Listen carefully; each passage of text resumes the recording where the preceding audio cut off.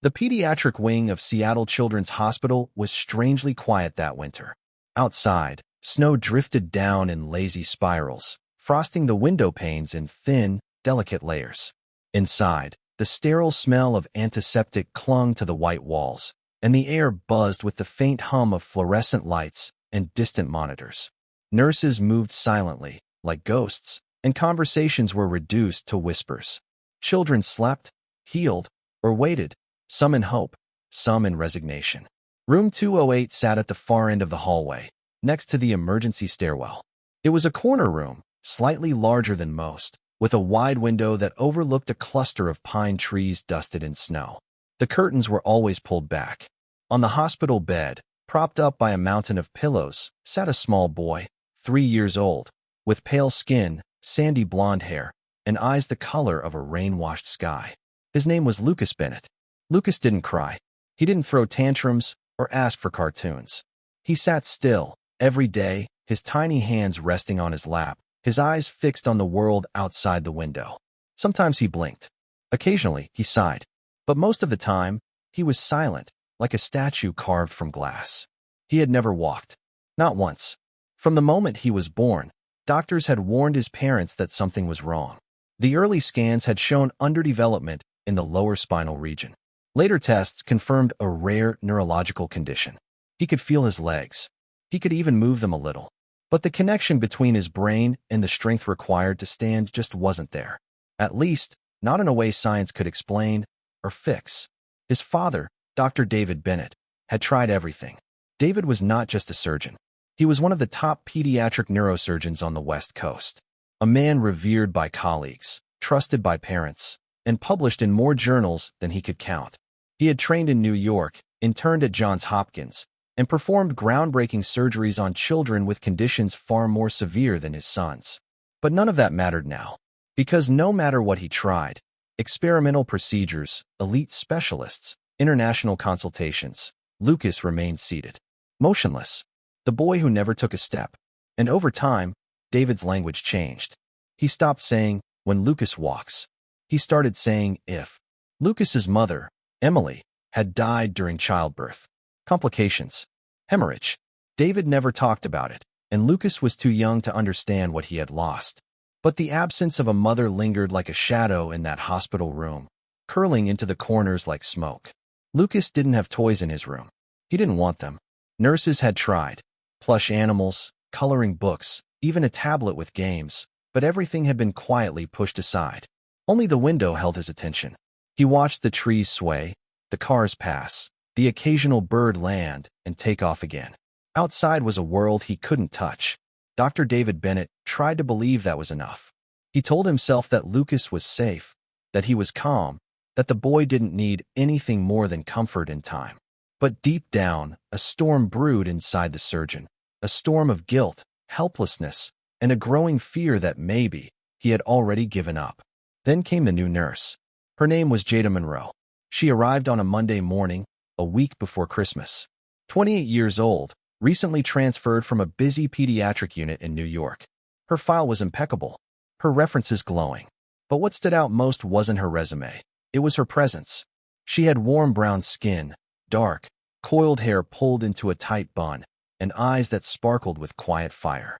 Her voice was soft but firm, and her smile, when she smiled, was the kind that made kids lean in and listen. She didn't talk down to children. She talked to them, as if they mattered, as if they understood. The first time she met Lucas, she didn't walk in with a clipboard. She walked in with a blanket draped over her shoulder and a juice box in her hand. "Morning, Lucas," she said, crouching beside his bed so they were eye level. "I hear you're the king of this floor. Is that true?" Lucas blinked at her, expressionless. Jada grinned. "You don't have to talk. I get it. Kings are mysterious. But I brought peace offerings." She held out the juice box. Lucas hesitated. Then, slowly, he reached out and took it. "That's what I thought," she whispered. "Strong grip. Good taste. I like you already." He didn't smile. But he didn't look away, either. That was enough for Jada. Over the next few days, she began to carve out space in Lucas's silent world. Not by pushing him, not by talking too much, but by being present. She brought soft music. She let him choose the songs. She read books, even when he didn't respond. She learned that he liked stories about space, that he hated loud noises, and that he only drank apple juice, never orange. She also noticed something else. Every time she moved him, adjusting his pillows, repositioning his legs, she felt resistance. Not in his body, but in his mind. He flinched. He tensed, as if waiting for something to hurt. But when she touched his feet gently, guiding them to dangle over the edge of the bed, he didn't pull back. He looked down, watched them sway slightly, and once, just once, he whispered something so soft she almost missed it. "They don't listen to me." Jada didn't ask what he meant. She didn't need to. But that night, while driving home through snow-dusted streets, Jada kept thinking about that sentence. About the way he'd said it. About the truth behind it.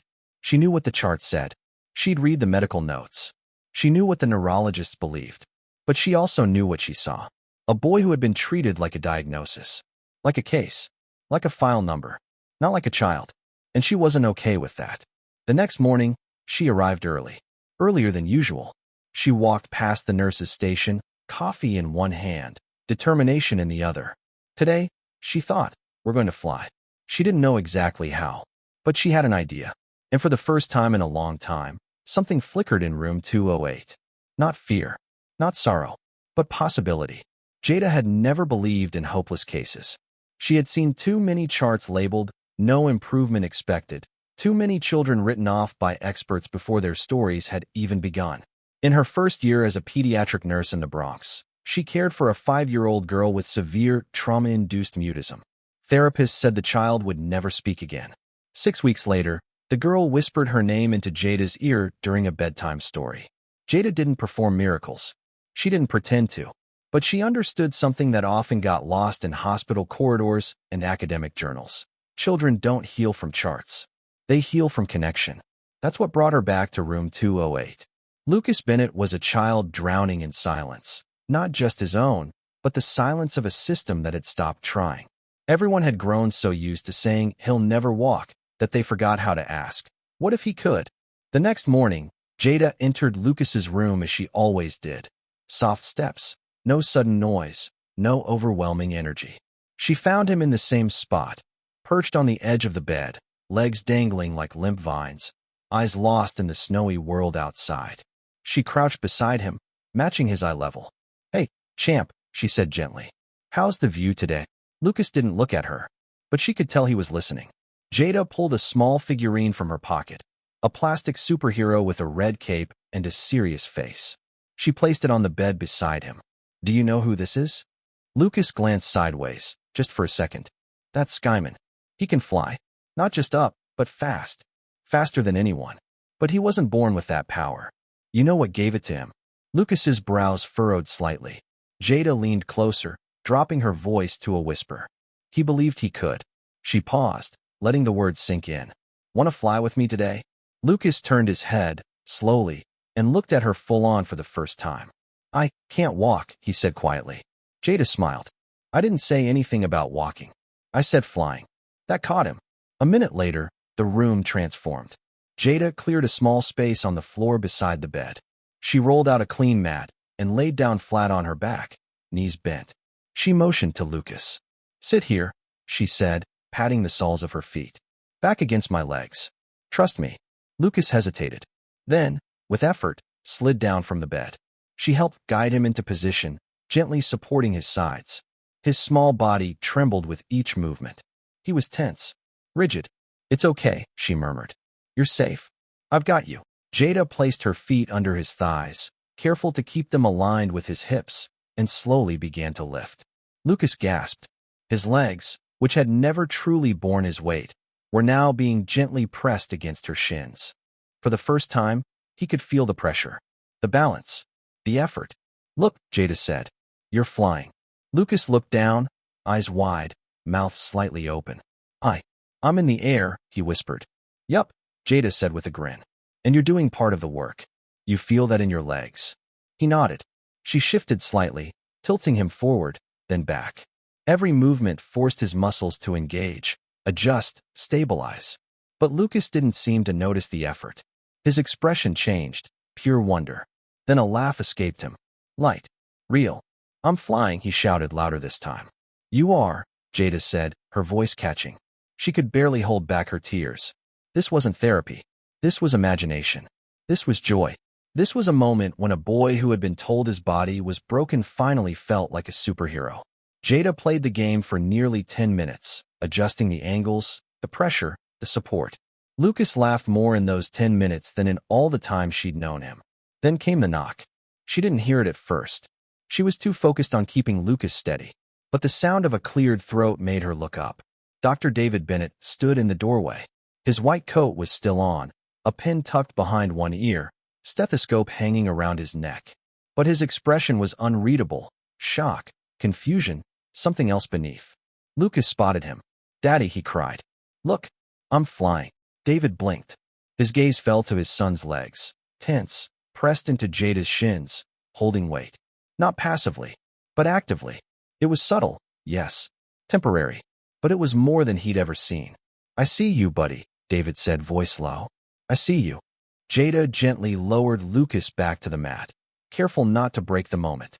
"Dr. Bennett," she said, looking up, her tone respectful but steady. "Hope you don't mind us borrowing the floor." David stepped into the room, his eyes locked on his son. What exactly are you doing?" he asked. Jada helped Lucas sit up. "Strength training," she said simply. "But we disguise it as play. He doesn't think about what he can't do. He just moves." Lucas leaned into her shoulder, still smiling. David looked at his son, then at Jada. "His legs, they're supporting him." "Yes," Jada said. "They've always had potential. But nobody's ever given them a chance in a context where he feels powerful." David hesitated. "I've tried everything. Surgery, therapy, specialists from 3 countries. Jada nodded. "And I'm sure they all told you what he couldn't do. Right?" He didn't answer. He didn't have to. "Sometimes," Jada said softly, "you have to stop telling a child what's impossible. You have to show them what's possible, even if it's just for a few seconds." Lucas looked up at her.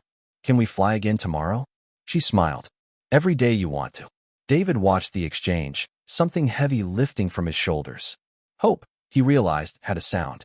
It sounded like his son laughing, and he hadn't heard it in years. David Bennett stood in the hallway long after Nurse Jada had finished the flying game. Lucas had been tucked back into bed, already drifting toward sleep with a soft smile still curled on his lips. The room was dim now, lit only by the fading afternoon light filtering through the window. David stared at his son's legs, unmoving beneath the blanket, but his mind kept replaying what he had seen. Tense muscles, balance, effort. Not imagined. Not wishful. Real. When was the last time he'd seen Lucas laugh like that? More importantly, had he ever? That night, David sat in his office long past his shift. The glow of his computer monitor lit up his tired face as he reviewed Lucas's file for the 100th time. Every scan, every clinical note, every failed intervention. Years of data that all led to the same conclusion: neurological disconnect. Ambulation unlikely. Quality of life prognosis manageable. But the system had missed something. They had all missed something. It wasn't that Lucas's body had failed him. It was that everyone had stopped believing it could succeed. The next morning, Jada returned to room 208 with a mission. Lucas was waiting. Not just awake, but alert, eager. "You came back," he said quietly as she stepped in. "Told you I would," she replied, pulling her hair into a bun as she set down her bag. Superheroes keep their promises. Lucas smiled, small but sure. They played the flying game again. This time, Jada introduced new variations, gentle shifts in balance, subtle adjustments in foot position, light core engagement, all under the guise of fun. "Now lean to the left. Good. Keep your arms out, like wings. Right side. There you go." Lucas giggled as he wobbled, adjusting instinctively. David entered mid-session and stood in the doorway again, observing silently. "How long can he hold that angle?" he asked after a moment.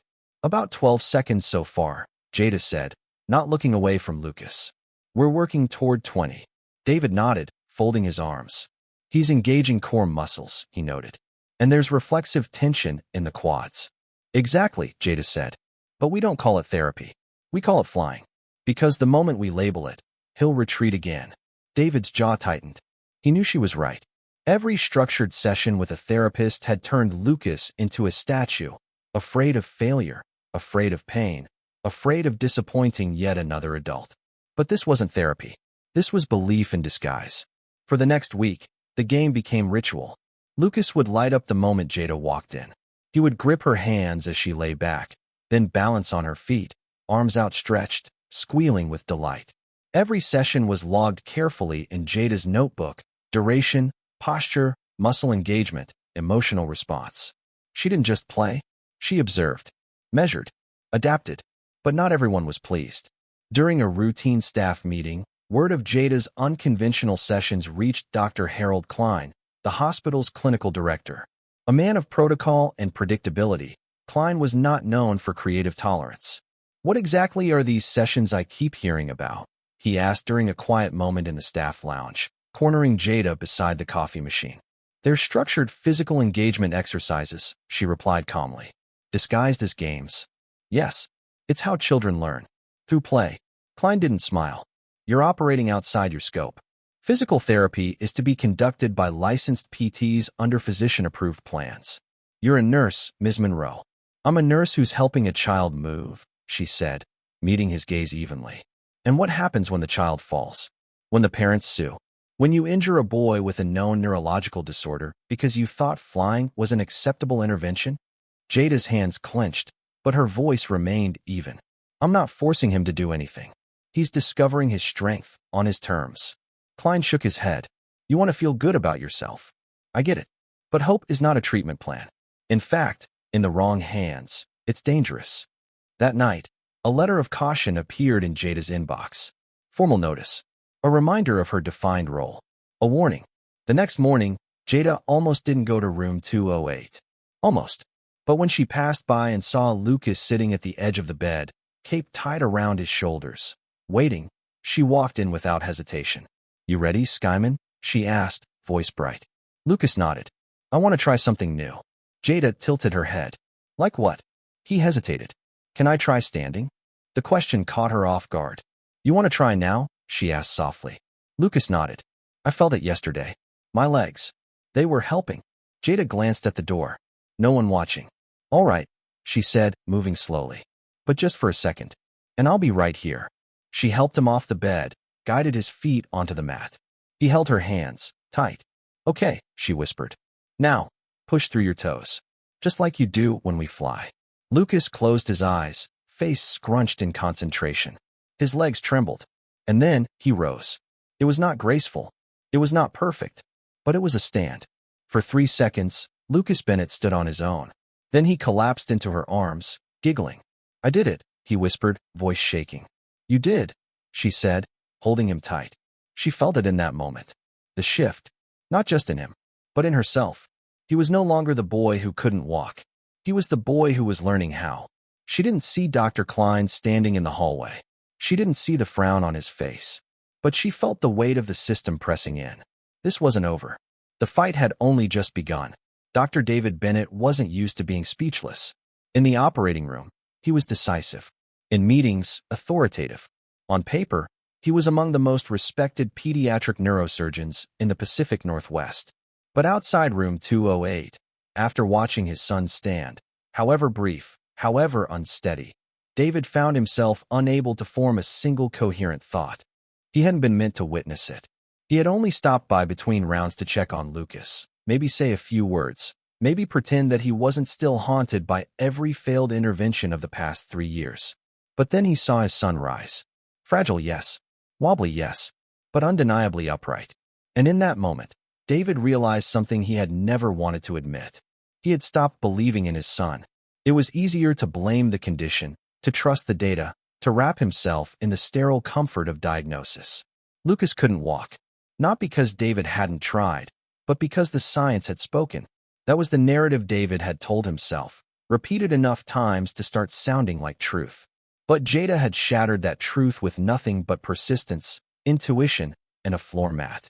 And now, everything was unraveling. David stood outside the room, back pressed against the wall, watching Jada help Lucas back onto the bed. The boy's cheeks were flushed with pride, his breath quickened, eyes sparkling in a way David had never seen. He looked alive. The door opened, and Jada stepped out. They stood there, just the two of them, in the quiet corridor. "You saw," she said softly. David nodded. "How long has he been doing that?" Jada's voice was careful, That was the first time he stood completely on his own. But he's been engaging his legs, little by little, during our sessions. I've been tracking the progress. David looked down, voice low. And you didn't report it. I logged it, she replied. But I didn't make a formal recommendation because I knew what the response would be. He didn't argue. She was right. He ran a hand through his hair. This shouldn't be happening. It defies everything we know. Jada crossed her arms. Maybe everything you know needs to change. David looked up, surprised by her tone. She didn't flinch. I read every note in Lucas's file before I took this rotation, she said. Every failed intervention. Every closed door. And I kept asking myself, when did we stop looking at the child and start seeing just the condition? David's mouth tightened. I've dedicated my life to children like him, he said. I don't doubt that, she said. But somewhere along the way, you started treating Lucas like a case you couldn't solve instead of a boy who needed you to keep trying. The words hit harder than he expected. He looked toward the room. I think I was afraid, he admitted. Of what, she asked. That I would hope again. And be wrong again. Jada's voice softened. Maybe it's not about being right or wrong. Maybe it's about showing him that someone still believes in what he could be. David turned back to her. I need to do more, he said quietly. Not as a doctor. As his father. She nodded. Then start by showing up. Every day? Sit on the floor. Cheer him on. Be the voice that tells him he can. He didn't reply, but something in his expression shifted. Later that afternoon, David returned to room 208. Lucas looked up as he entered. Hi, Daddy. David walked to the bed, sat on the edge, and smiled. I heard a superhero stood up today. Lucas grinned shyly. Just a little bit. A little bit is a lot, David said. Can I watch next time? Lucas's eyes lit up. Yes. For the next several days, David became a fixture in the room. He sat quietly at first, observing, letting Jada guide the sessions. He asked questions, noted movements, helped Lucas stretch between exercises. But more importantly, he began to see his son not through the lens of neurology, but through the eyes of a parent. Lucas blossomed under the attention. His balance improved. His posture straightened. The flying game evolved into supported standing, then gentle steps with assistance. Jada kept adapting, always one step ahead of his progress. But the more visible the improvement became, the more the whispers began to circulate through the hospital. Some nurses were amazed. Some doctors were skeptical. And one man was furious. Dr. Harold Klein summoned David to his office 3 days later. I assume you're aware of Nurse Monroe's activities, Klein said, folding his hands. David kept his expression neutral. I am. She's operating outside of protocol, conducting unauthorized physical therapy, encouraging unsupervised ambulation. David held his ground. She's producing results. Klein leaned forward. At the cost of liability. At the risk of injury. She's a nurse, not a licensed physical therapist. David didn't blink. She's helping my son in ways no specialist ever has. Klein's voice hardened. That may be, but this hospital operates under standards. We do not allow rogue experimentation. David stared at him. This isn't experimentation.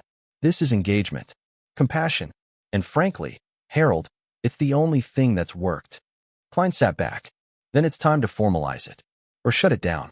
David narrowed his eyes. What do you mean? You have influence here, David, Klein said. If you back her approach formally, it becomes precedent.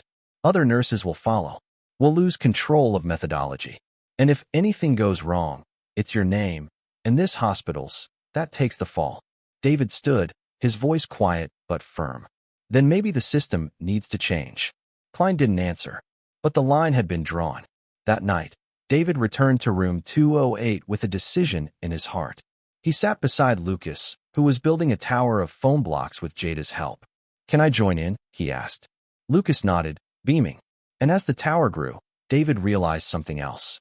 The foundation of his son's healing wasn't in his spine. It was in his spirit, and it had finally been found. The mood in room 208 had shifted. It was still the same room. White walls, soft beeping monitors, and the large window overlooking the pine trees. But it felt warmer now. Livelier. Lucas laughed more. He asked questions. He counted how many seconds he could stand before wobbling back into Jada's arms. He started naming his flights as if they were space missions. Jada brought stickers and small milestone cards. First stand, 10 seconds of balance. First step with help. She hung them on the wall like badges of honor. David didn't object. In fact, he added his own best smile yet. For the first time, Lucas's progress wasn't measured in charts. It was celebrated. But elsewhere in the hospital, the celebration wasn't shared. Dr. Harold Klein wasn't finished. The conversation with David had not gone the way he'd hoped, and now, word of Lucas's improvements, initiated by an unauthorized nursing approach, was spreading. Klein saw danger in every whispered praise. He wasn't heartless. He believed in healing. But he also believed in order, in systems, in liability. Hope, in his view, was a volatile variable that had no place in structured medicine. So he acted. One morning, Jada arrived to find a formal letter waiting in her staff mailbox. Stamped with the hospital's seal, it was short and clinical.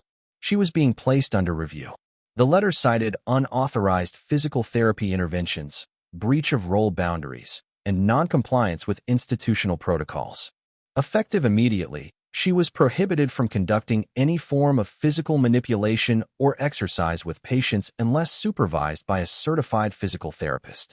Jada read the letter twice, then folded it slowly and placed it back in the envelope. She wasn't shocked. Disappointed, yes. Angry, maybe, but not surprised. She went to room 208 anyway. Lucas was waiting, already sitting up, a superhero sticker on his shirt.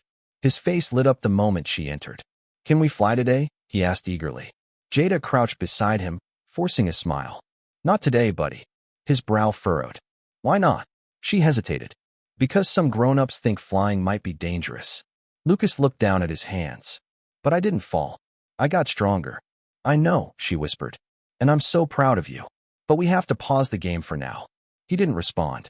Instead, he turned his face toward the window, the light in his eyes dimming. Jada felt something twist in her chest. She had worked so hard to ignite that spark, and now it flickered under the weight of rules she didn't believe in. David entered a few minutes later and sensed the tension immediately. "What happened?" he asked. Jada handed him the letter. He read it once, jaw tightening. "They're shutting you down." She nodded. "They're framing it as a review. But it's clear." David looked at his son, silent and withdrawn, then back at Jada. "This is going to undo everything we've built." She shrugged. "It's not up to me anymore." David shook his head. "That's not good enough." Later that day, he scheduled a meeting with the hospital board. He didn't go as a surgeon. He went as a father. The room was filled with familiar faces, department heads, legal advisors, administrative officials. Klein sat at the end of the table, arms crossed. David stood at the head, a folder in hand. He didn't raise his voice. He didn't argue. He simply laid out what he had seen. "My son has a rare neurological condition," he began. "Every specialist, myself included, believed he would never walk. But in the past 2 weeks, under Nurse Monroe's care, he has stood, balanced, taken assisted steps." He opened the folder and pulled out photos. Lucas mid-laugh, Lucas standing with Jada, Lucas reaching out as if to fly. "This isn't anecdotal," David continued. "This is clinical, observed, documented. And it's the direct result of a nurse who chose to engage my son not just as a patient, but as a child, a human being." Klein interrupted. "Dr. Bennett, we appreciate your passion, but policy exists for a reason. If every nurse begins inventing treatment protocols." "She didn't invent anything," David cut in. "She used what she had, compassion, creativity, consistency, and it worked." "There are legal implications," one of the legal advisors warned. "If the child had been injured." "But he wasn't," David snapped. "And for the first time in his life, he believes in his body. He believes he's more than a diagnosis." He took a breath. "This isn't about protocol. It's about fear. We're afraid of hope because it doesn't fit neatly into our systems. But children don't fit into systems. They're messy, emotional, unpredictable, and sometimes the only way to reach them is to color outside the lines." The room fell silent. Klein leaned forward. "So what are you asking for?" "I'm asking you to let her continue," David said. "Under supervision, under review, fine. But don't take away the one thing that's working. Don't tell my son that his progress is invalid because it doesn't follow the right form." The board recessed for deliberation. Jada waited in the staff lounge, hands clenched, staring at the floor. When David returned, she stood. "Well?" she asked. "They're considering it," he said. "I made our case." She nodded slowly. "Thank you." Don't thank me yet, he said. This system doesn't change easily. That night, Jada sat beside Lucas, reading him a book about a boy who built wings out of paper and string. Did he fly? Lucas asked at the end. Jada closed the book. He did. Lucas smiled. Then I will too. She brushed a strand of hair from his forehead. I believe you, she said. And she meant it. The following morning, Jada returned to room 208 unsure of what she would find. There had been no final word from the hospital board overnight, and no new communication from Dr. Klein. Officially, her sessions with Lucas remained suspended. She wasn't allowed to initiate or conduct any movement-based activity, but she still had her shift. She could still sit beside him, still read, still talk, still be there. When she stepped into the room, Lucas was already awake, sitting upright in bed with the superhero cape folded neatly in his lap. He looked up at her, hopeful. Can we fly today? He asked, his voice cautious. Jada knelt beside him and offered a small smile. Not yet, buddy. Lucas looked down, nodding. Okay. His shoulders sagged. It wasn't a tantrum, not even disappointment in the typical sense. It was a quiet kind of sadness, the kind that comes from sensing a door has closed without understanding why. Jada stayed with him through the morning. They read a book together. She helped him draw a picture of a rocket ship. When physical therapy arrived, two staff members who barely knew Lucas, he turned his face toward the window and said nothing. The session was short and uneventful. After they left, Lucas whispered, "They don't know how to play."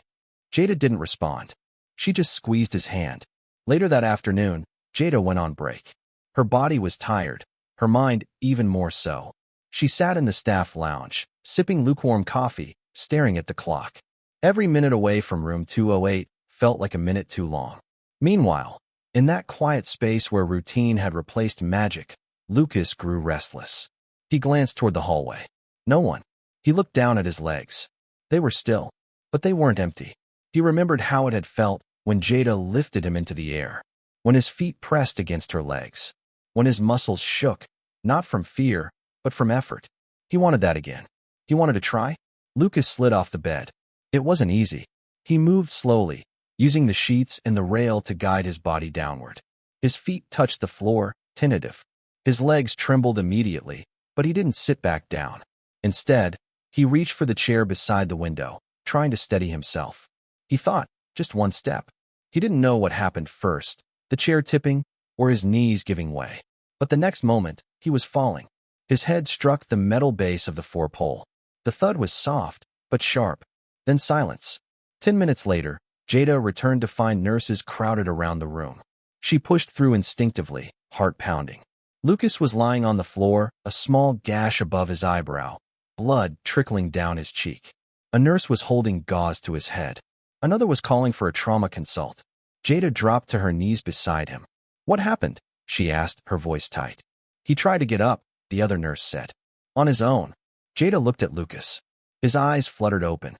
I just wanted to fly, he murmured. Her throat clenched. David arrived minutes later, summoned mid-surgery. When he entered the room and saw his son on the floor, blood staining his temple, he stopped cold. Is he began. He's conscious, Jada said. He hit his head, but he's alert. They're taking him for a scan. David knelt beside her, his voice barely above a whisper. How did this happen? He tried to stand, she said. Alone. David looked at her, something fierce rising in his eyes. They're going to blame you. I know. He could have died. I know that too. Neither said anything for a long moment. Then David stood. I'll handle the board. That evening, Lucas's scans came back clear. No concussion. The gash required 6 stitches, but there was no internal bleeding. Still, the incident sent waves through the hospital. By the next morning, the story had reached administration, and Jada was summoned to a formal disciplinary hearing. She sat at the end of a long conference table, facing a panel of department heads, HR representatives, and legal advisors. Klein sat at the center, impassive. Do you understand why we're here today, Nurse Monroe? One administrator asked. I do, Jada replied calmly. An unsupervised patient suffered a fall during your shift, the administrator continued, while you were on break. Yes. Do you acknowledge your responsibility in the matter? I do, she said again. But I also want to say that Lucas didn't fall because he was being reckless. He fell because he believed he could stand. Because of your influence, Klein interjected. Jada didn't blink. Because of my support. Yes. Klein leaned forward. And now he's hurt. Jada matched his stare. And before this, he was invisible. The room fell silent. Then David entered. He wasn't on the agenda, but he didn't wait for permission to speak. My son fell, he said. That's true. But he didn't fall because Nurse Monroe was careless. He fell because he was reaching for something. He was trying to move forward. Dr. Bennett, Klein began, this is not. David cut him off. No. You've had your say. Now hear mine. He placed a tablet on the table and played a video. It was a recording from his phone, taken days earlier. It showed Lucas, balancing on Jada's feet, arms out, laughing as he tilted side to side. This is what she gave him, David said. Not just movement. Not just therapy. She gave him a reason to believe his body wasn't broken. He paused. I've spent years treating children. I've seen miraculous recoveries. But none of them began with surgery. They began with belief. With someone who refused to accept the limit. He looked around the room.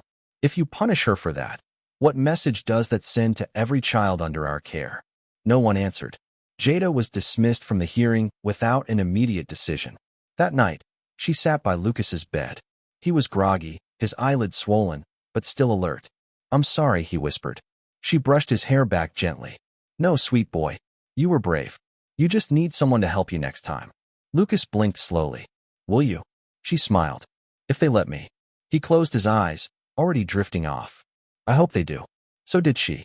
Because somewhere beneath the fear, the rules, and the systems, a little boy had found the courage to try. And Jada wasn't ready to give up on that. Not now. Not ever. 2 days after the fall, the hospital convened an emergency ethics committee meeting. Unlike a disciplinary hearing, this meeting wasn't just about policy, it was about values. It was about what kind of hospital Seattle Children's wanted to be. Jada received her summons in the early morning. It was formal, emotionless. The location, conference room 6B. The time, 9 a.m. The subject, review of professional conduct and treatment ethics, Nurse Jada Monroe. She stood outside the room 10 minutes early, wearing a simple navy blouse and gray slacks. No makeup, no jewelry, just a small notebook in her hand and a knot in her stomach that no amount of preparation could untangle. Inside, the committee members began to file in, doctors, administrators, legal representatives, and one patient advocate. David arrived last. He wore a suit, but not the white coat. Today, he wasn't a surgeon. He was a father. The meeting began with formalities. Then came the reading of the report. On December 15th, patient Lucas Bennett sustained a minor head injury while attempting unsupervised physical movement during Nurse Monroe's shift. The incident occurred shortly after a series of undocumented therapeutic exercises conducted by said nurse, outside her authorized clinical role. Klein was the first to speak. Our concern here, he began, is not about Ms. Monroe's intentions. We acknowledge that she cares for the patient. But this hospital cannot run on instinct and improvisation. We have policies. We have protocols. For a reason. He glanced around the table. If every staff member began creating their own treatment plans based on emotional intuition, we would have chaos. And we would be liable. The legal advisor nodded. The hospital must mitigate risk. If the family had chosen to pursue legal action. They didn't, David interrupted. Dr. Bennett. Klein said, please wait for your turn. David leaned back, silent, but his hands were clenched. The patient advocate, a middle-aged woman named Leah Strauss, turned to Jada. Ms. Monroe, she said gently, do you acknowledge that you operated beyond your designated scope? Jada met her gaze. Yes, I do. Then why did you proceed? Jada opened her notebook, looked down at it, then closed it again without reading. Because Lucas wasn't responding to traditional therapy. He wasn't improving. He wasn't even engaging. I watched session after session where he shut down, where no one could reach him. But the moment we made it about play, about imagination, he came alive. She looked at each member of the committee in turn. I didn't diagnose. I didn't promise a cure. I just gave him a reason to try. Klein tapped his pen on the table. But try what? Something he wasn't ready for? Something dangerous. Jada didn't flinch. Trying is never dangerous. It's how children grow. Risk is part of progress. We mitigate it, not by removing all movement, but by teaching them how to move safely. The neurologist on the committee spoke next. We reviewed the scans and physical assessments. It's true. Lucas has made measurable progress. His muscle tone has increased. His coordination has improved. But that doesn't negate the fact that a fall occurred. David sat forward. With all due respect, I need to say something now. The chairperson gave a nod. I understand the need for caution. I understand why this committee exists. But we're missing something here. We're so focused on policy, we've forgotten who we serve. My son fell. Yes, but not because he was hurt. He fell because, for the first time in his life, he believed he could stand. David paused. You talk about risk. You want to talk about liability. But what about the risk of doing nothing? Of letting a child believe he will never be more than his diagnosis? He turned to Jada. She reminded my son that he has a body worth fighting for. She reminded me, too. The room was silent for a moment. Then Klein leaned forward. Dr. Bennett, you're emotionally involved. That clouds judgment. I hope so, David replied. Because if emotions don't play a role in our care, then what are we doing here? That landed heavier than expected. The patient advocate cleared her throat. I've worked with hundreds of families over the years. And what I know for sure is this. Healing doesn't just come from treatment plans. It comes from people who care enough to connect. She looked around. Maybe we need fewer boundaries and more bridges. The room went quiet again. The chairperson stood. We'll take this under advisement and deliver a decision within 48 hours. Until then, Nurse Monroe will remain on administrative duty. No patient interaction. Meeting adjourned. Outside, Jada exhaled for the first time in what felt like hours. David joined her in the hallway.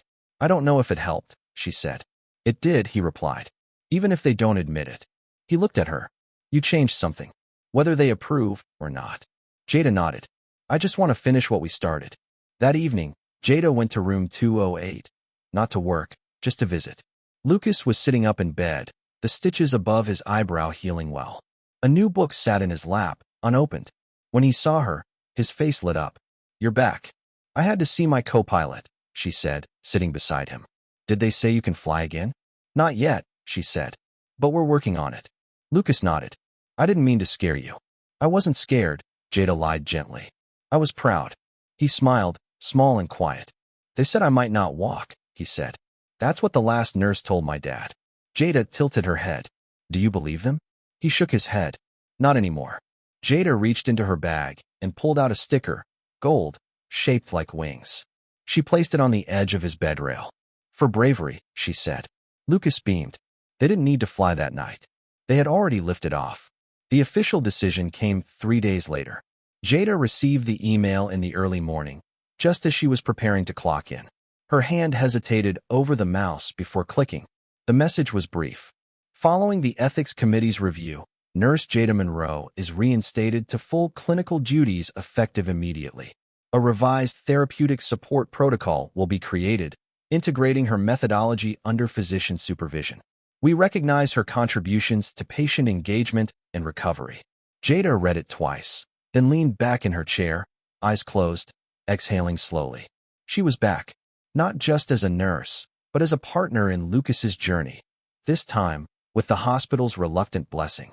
By noon, word had already spread across the pediatric floor. Some nurses congratulated her quietly. Others gave her sidelong glances, unsure of what to make of her reinstatement. But Jada didn't need applause. She needed room 208. She walked in just before lunch. Lucas was sitting in bed, drawing with a box of crayons. He looked up. His hand froze mid-scribble. You came back. I told you I would. His face broke into a grin. Does this mean we can fly again? She walked over to his bed and crouched beside him. Not just fly. We're going to fly smarter. Lucas tilted his head. What does that mean? It means we're going to be careful. We're going to listen to your body. And we're going to invite someone else to join us. Just then, the door opened again. David stepped in, carrying a folded floor mat and a clipboard. He gave Lucas a wink. I figured if you two are going to break the rules, I might as well help write new ones. Lucas laughed.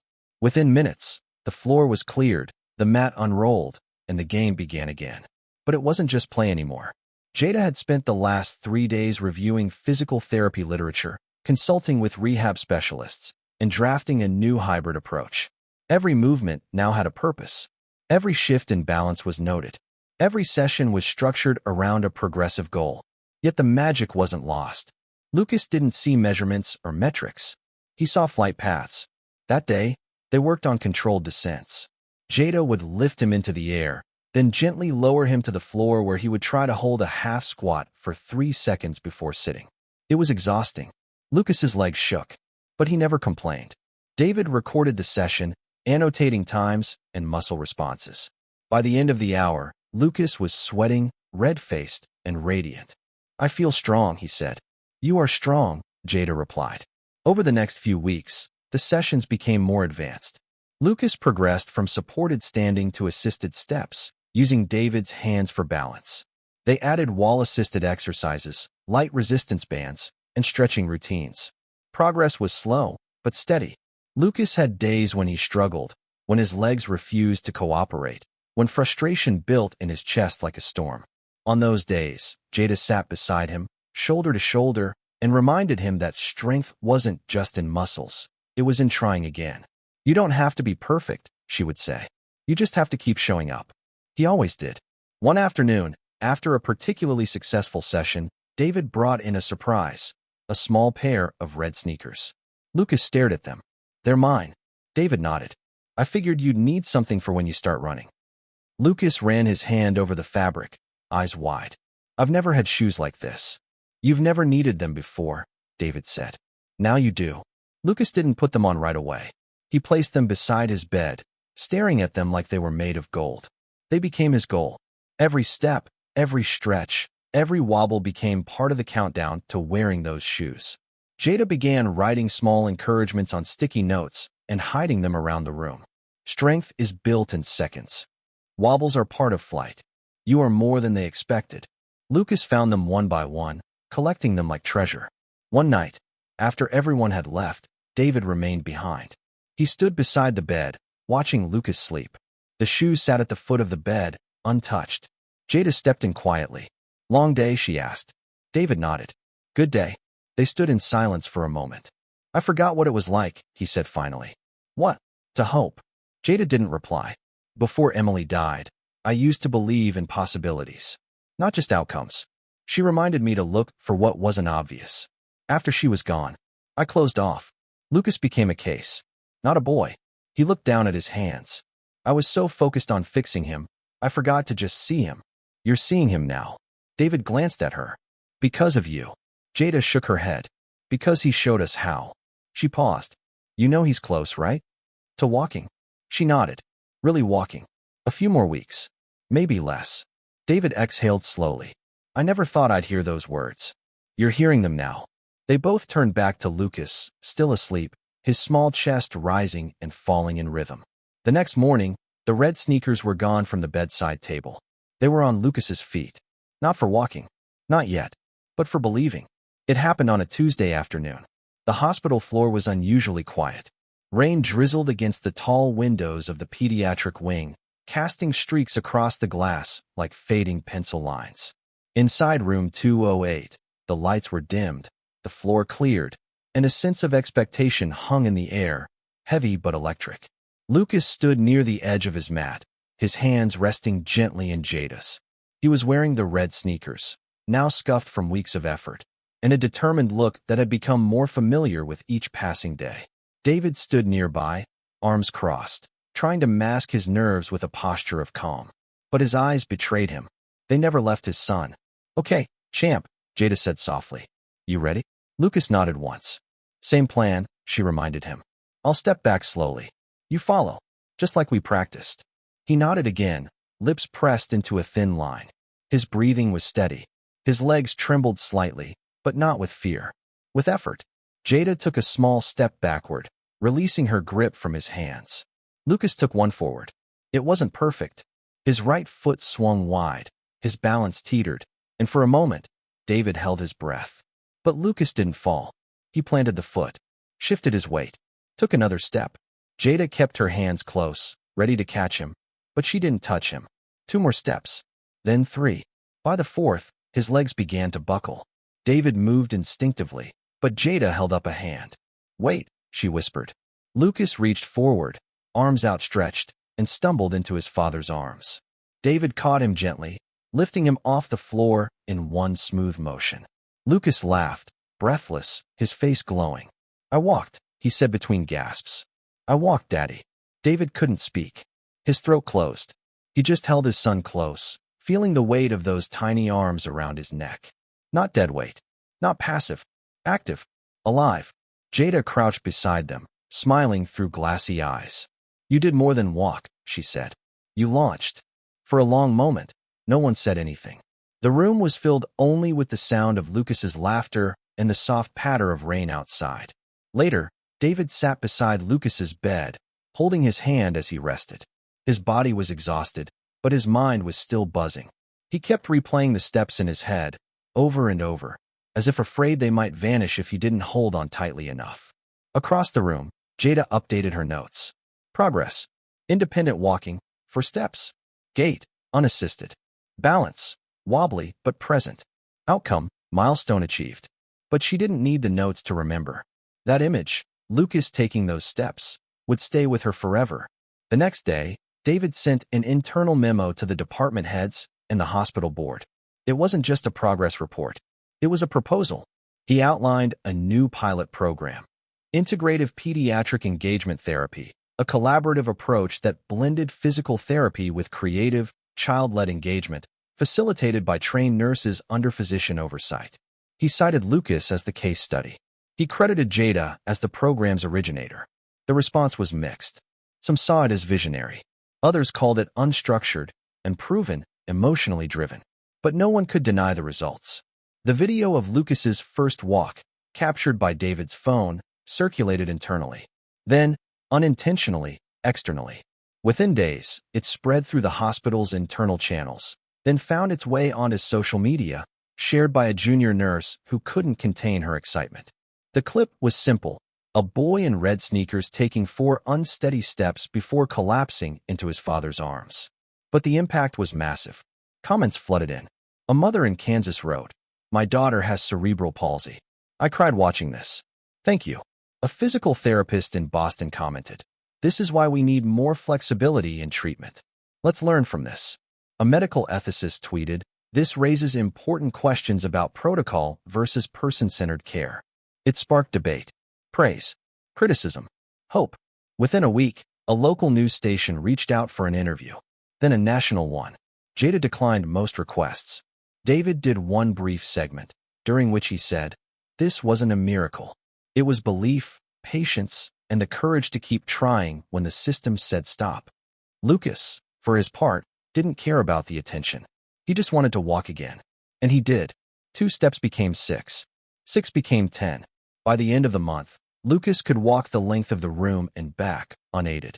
Still unsteady. Still tiring. But real. One afternoon, as they sat side by side, Jada handed him a new pair of socks, blue, with little white wings on the sides. "For running," she said. Lucas grinned. "Are we flying again today?" "No," she replied. "Not anymore." "Why not?" "Because now, you don't need wings." He looked down at his legs, at his sneakers, at the sticker-covered wall filled with milestones and moments. "I guess I'm not Skyman anymore." Jada leaned in. "No, you're something better." Lucas blinked. "What's better than Skyman?" "You're Lucas, the boy who walked." That night, after visiting hours ended and the hallway lights dimmed, David sat alone in the room. He stared out the window, the same one Lucas had stared through for so long. But it didn't feel like a barrier anymore. It felt like an invitation. He turned back to the bed, where his son now slept curled on his side, the sneakers tucked neatly beneath the blanket. And he whispered, more to himself than to the boy, "You did it. Not because of medicine, not because of rules, but because someone believed." 3 months after Lucas's first independent steps, room 208 was empty. Not because of a transfer, not because of relapse, because Lucas had gone home. He left with a bag full of stickers, a pair of worn red sneakers, a new set of braces for his legs, and more strength than anyone, including himself, had thought possible. The day of his discharge, nearly every nurse on the floor came by to say goodbye. Some brought cards. Others just smiled and gave high fives. Lucas didn't fully understand why everyone was making such a big deal, but he liked it. Jada was the last one to walk him out. She crouched in front of him in the main hallway, holding a small gift box wrapped in silver paper. "This is for you," she said. Lucas tilted his head. Another sticker? Nope, she said. Something even better. He tore off the paper and opened the lid. Inside was a small silver pin shaped like a pair of wings. What is it? He asked. It's your badge, she said. For flying. For standing. For walking. For not giving up. Lucas ran his fingers over the wings, then looked up at her. Will I still fly again someday? Jada smiled. You're flying every time you try something hard. Flying is just another word for being brave. David stood nearby, watching. He said little, as he often did when emotion threatened to spill past the limits of his control. But when Jada stood up, he stepped forward and held out his hand. She shook it firmly. You changed him, he said. Jada shook her head. He changed himself. I just reminded him how. Lucas tugged on his dad's sleeve. Can we go now? David nodded. Let's go home. They walked down the hallway together, father and son. Lucas moved slowly but steadily, with David's hand nearby, but not holding. Jada watched until they turned the corner and disappeared from view. Later that evening, after her shift, she returned to room 208. The bed had already been stripped. The walls were bare. The sticker board had been removed. The silence was familiar, but this time, it didn't feel heavy. She stood in the center of the room and looked around once more, taking in the emptiness not as loss, but as proof. Proof that something extraordinary had happened here. Then she turned off the light and closed the door behind her. In the weeks that followed, the story of Lucas Bennett didn't fade. The hospital's board approved the pilot program David had proposed. A small team was formed, nurses, therapists, and physicians working collaboratively to implement a flexible, engagement-based approach to pediatric therapy. Jada was named as the lead clinical coordinator. They called it Project Wingspan. The first group of patients included children with varying diagnoses, some with muscular disorders, some recovering from traumatic injuries, others simply stuck in developmental stagnation. The methods weren't revolutionary in design, but they were in spirit. Play became therapy. Trust became treatment. Every child had a voice. Every milestone, no matter how small, was celebrated. Jada often thought about Lucas during those first sessions. Not because she needed motivation, her work gave her that, but because he had taught her something she hadn't fully understood until after he was gone. Sometimes, healing isn't about recovery. It's about discovery. Discovering strength where none was expected. Discovering hope in a system built on caution. Discovering connection in the space between a diagnosis and a dream. One afternoon, as she was reviewing case notes in her office, a package arrived. No return label. She opened it carefully. Inside was a photo in a wooden frame. Lucas, standing in a school hallway, wearing a backpack, grinning beside a row of colorful lockers. The red sneakers were gone, replaced now by a newer pair of blue ones. But the posture, the pride, the spark in his eyes remained. Taped to the back of the frame was a note in a child's handwriting. Dear Nurse Jada, I walk to my classroom every day. I got tired one time, but I didn't fall. My teacher says I'm strong. I told her I learned that from you. There was a small drawing of wings in the corner. Jada placed the photo on her desk. It sat beside her files, beside her nameplate, beside the folder marked Project Wingspan. It stayed there every day as she built the program, as she trained new nurses, as she fought for policies that made space for creativity, not just compliance. In meetings, when administrators questioned outcomes, she quoted data, but always finished with stories. In interviews, when journalists asked what had made her believe Lucas could walk, she said, because he wanted to. He just needed permission. In quiet moments, when doubt crept in, she reread the note. She never called herself a hero. She didn't like the attention. She just did the job the only way she knew how, with her hands, her heart, and her unwillingness to accept limits placed on children too young to defend themselves. And in doing so, she didn't just help a boy walk. She helped the hospital remember what it was for. One day, years later, during a training session for new pediatric nurses, Jada stood in front of a whiteboard filled with treatment models and engagement strategies. She paused and pointed to a quote written across the top in marker. Hope is not a weakness. It's a plan in disguise. The room was quiet. She turned to the group. If there's one thing you remember from today, let it be this. Listen to your patients. Not just their bodies. Their stories. Their silences. Their laughter. Their questions. That's where the healing begins. She stepped back and let them take it in. After the session ended, a young nurse approached her. Is that quote yours? She asked. Jada smiled. No, she said. It belonged to a little boy who used to think he'd never walk. But he flew instead. And then, when he was ready, he landed. The nurse nodded. Jada watched her leave the room. Then she returned to her desk, glanced once more at the photo, and began preparing for the next child, the next story, the next impossible thing. Because she knew now, without question, impossible was only the beginning.